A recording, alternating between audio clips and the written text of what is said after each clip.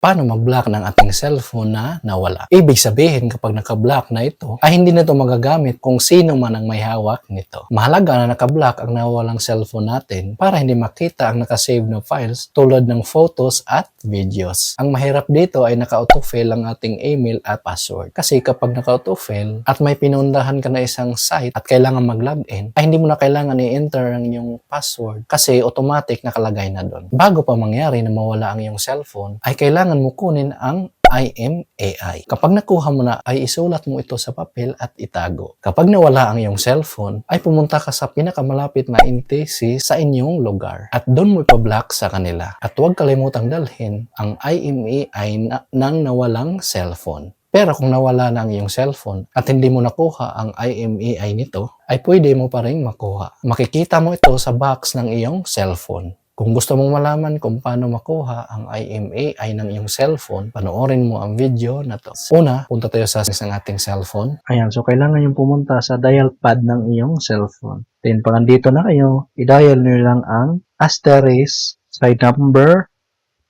0, 6, tapos side number. Then, dito mo na makikita yung IMEI number mo. I suggest na isulat mo ito sa papel at itago.